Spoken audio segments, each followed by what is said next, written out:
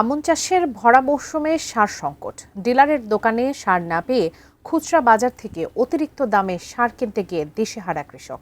কুড়িগ্রামের ভুরুঙ্গামারীতে ডিলারের গুদাম ভেঙে সার নিয়ে যাওয়ার মতো ঘটনাও ঘটেছে।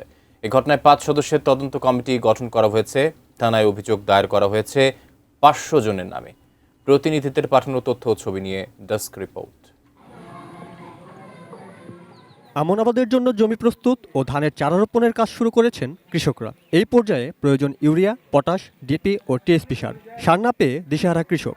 দীর্ঘ অপেক্ষা করেও সার না পেয়ে রবিবার দুপুরে কুড়িগ্রামের ধলডাঙ্গা বাজারের এক ডিলারের গুদাম ভেঙে 202 বস্তা ইউরিয়া ও 23 বস্তা পটাশ সার নিয়ে যান কৃষকরা। ডিএপি সার নেয় 1050 টাকা, এটা খোলা বাজারে 2000 টাকা।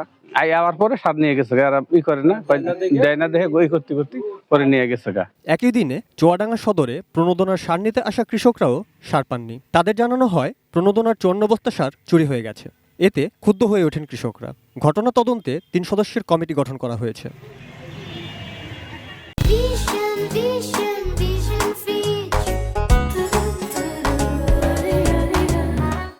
মেহেরপুরের কৃষকদের অভিযোগ, ডিলারদের কাছে পাওয়া যাচ্ছে না পর্যাপ্ত সার, ফলে বাড়তি দাম দিয়ে খুচরা দোকান থেকে কিনতে হচ্ছে তাদের।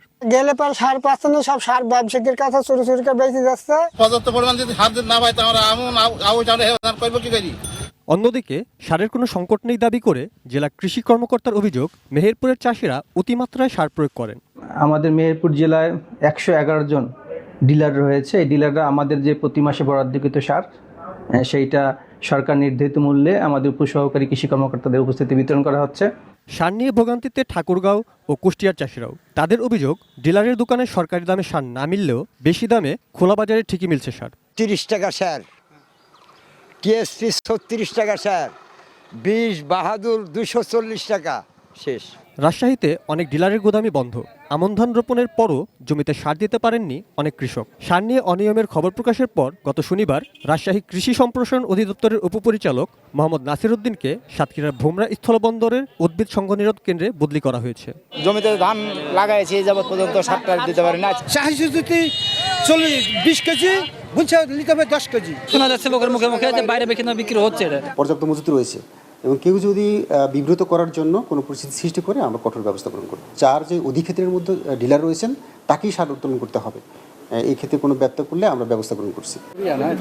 Roni Hossain, desk report, ATN news.